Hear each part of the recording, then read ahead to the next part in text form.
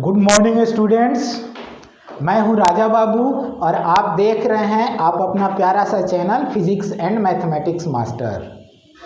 आज मैं एक और क्वेश्चन लेकर हाजिर हूं जो MSc physics part 1 paper 1 Nalanda open university का प्रीवियस ईयर का क्वेश्चन है।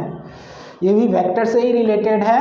तो क्वेश्चन आपके सामने है, determine a unit vector perpendicular to the plane a equal to 2i minus 6j minus 3k and b equal to 4i plus 3j minus k। ये दो vector हैं और इन दोनों वेक्टर से जो प्लेन बन रहा है उस प्लेन पर परपेंडिकुलर एक यूनिट वेक्टर निकालना है। तो यहां पर दो वेक्टर दिए हुए हैं और उनसे जो प्लेन बन रहा है उस पर परपेंडिकुलर वेक्टर आपको निकालना है। परपेंडिकुलर वेक्टर कैसे निकालेंगे, ये क्वेश्चन है। तो स्टूडेंट्स, मैं आप लोगों को बता दूं कि कोई भी दो वेक्टर अगर दिया हुआ हो और पूछे कि उन दोनों वेक्टर पर परपेंडिकुलर वेक्टर आपको निकालना है तो आप क्या करेंगे कि उन दोनों वेक्टर का क्रॉस प्रोडक्ट करेंगे। क्योंकि क्रॉस प्रोडक्ट का डेफिनेशन जो है वो मैं आपको बता दे रहा हूं। अगर कोई दो वेक्टर है a और b और इसका आप क्रॉस प्रोडक्ट करते हैं तो cross product of two vectors is defined as equal to magnitude of a magnitude of b sine theta n cap. अब यहाँ a मॉड क्या है, तो वेक्टर a का मॉड जो है वो वेक्टर a का मैग्नीट्यूड है, वेक्टर b का जो मॉड है वो वेक्टर b का मैग्नीट्यूड है, और साइन थीटा में थीटा क्या है, theta is the angle between vector a and vector b। Theta जो है वो वेक्टर a और वेक्टर b के बीच का angle. n cap is the unit vector perpendicular to both a and b। Unit vector वो होता है जिसका मैग्नीट्यूड 1 हो और डायरेक्शन जो भी गिवन। तो n कैप जो है वो यूनिट वेक्टर है। यूनिट वेक्टर मतलब उसका मैग्नीट्यूड 1 है, उसकी वैल्यू 1 होगी, न्यूमेरिकल वैल्यू 1 होगी, और उसका डायरेक्शन जो है वो a और b से बने प्लेन पर क्या है, परपेंडिकुलर है।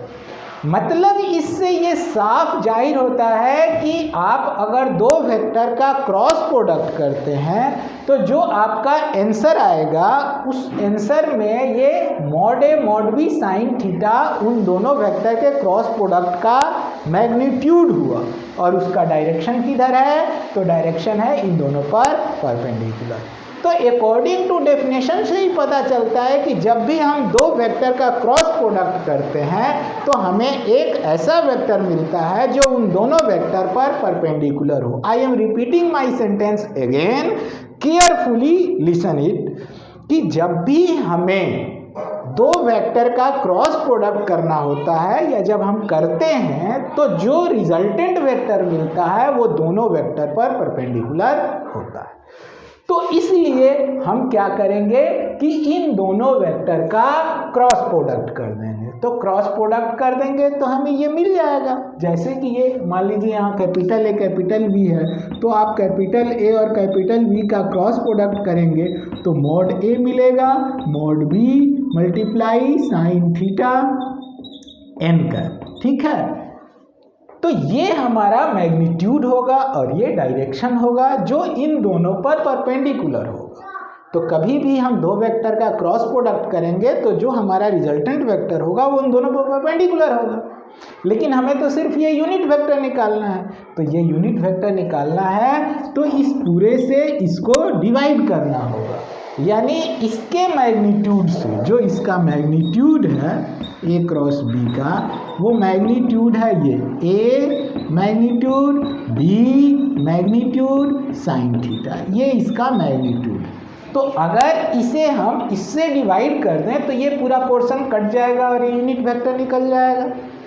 तो स्टूडेंट्स, मैं आपको ये बताना चाह रहा हूँ कि जब कभी भी आपको दो वेक्टर पर परपेंडिकुलर यूनिट वेक्टर निकालना है तो पहले आपको उन दोनों का क्रॉस प्रोडक्ट करना है, और क्रॉस प्रोडक्ट करके उसी का जो मैग्नीट्यूड है, ओनली दिस पोर्शन जो कि उसका मैग्नीट्यूड है, उससे डिवाइड कर देंगे तो ये कट के क्या आ जाएगा, एन कैप आ जाएगा।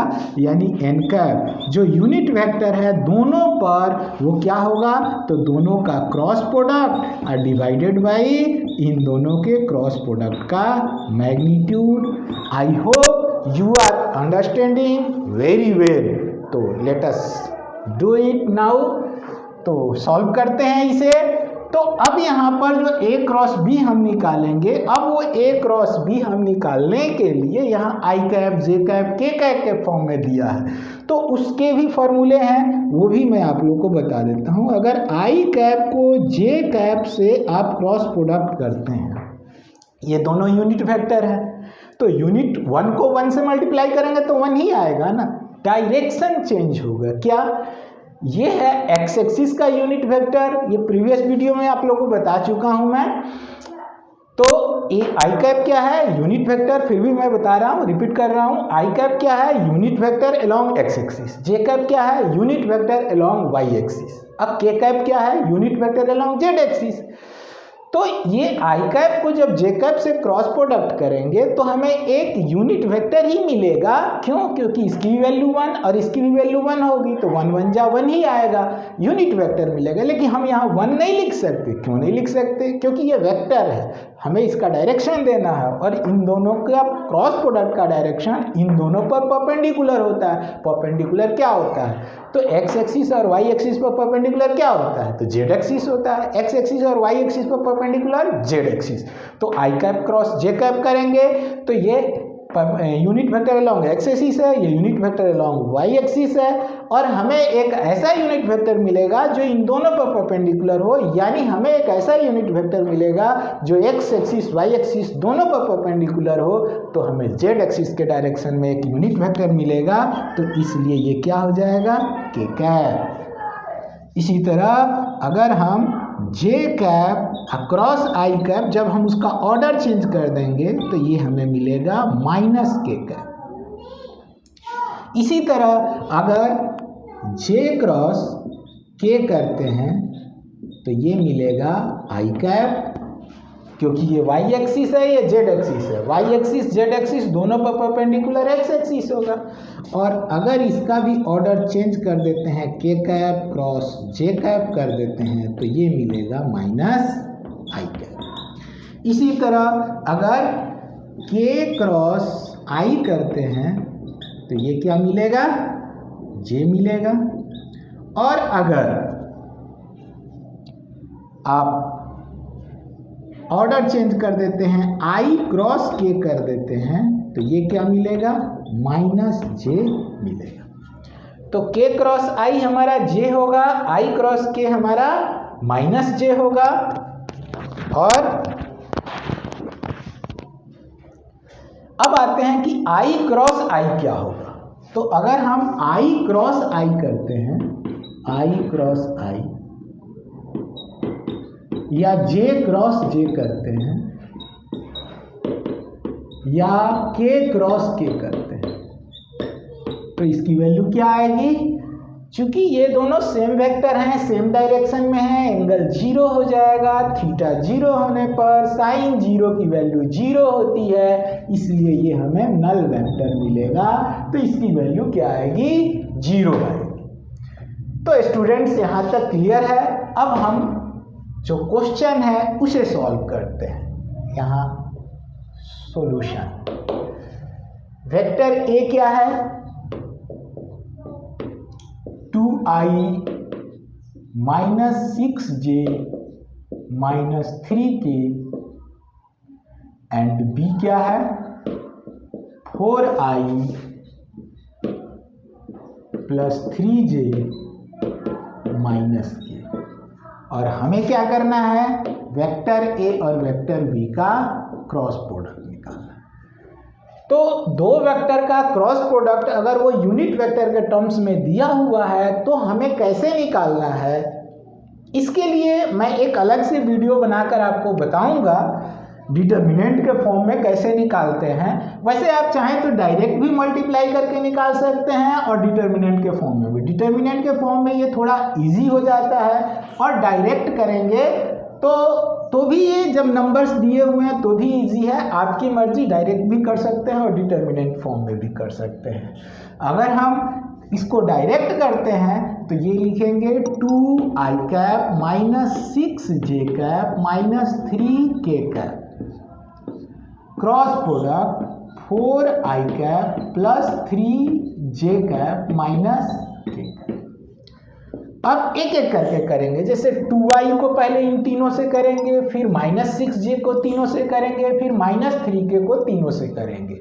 तो जब हम 2i कैप को क्रॉस प्रोडक्ट करेंगे 4i cap plus 3j cap minus k cap, फिर माइनस 6j को भी करेंगे cross product 4i cap plus 3j cap minus k cap. इसी तरह फिर ये माइनस 3k कैप को भी करेंगे, minus 3k cap 4i cap plus 3j cap minus k cap.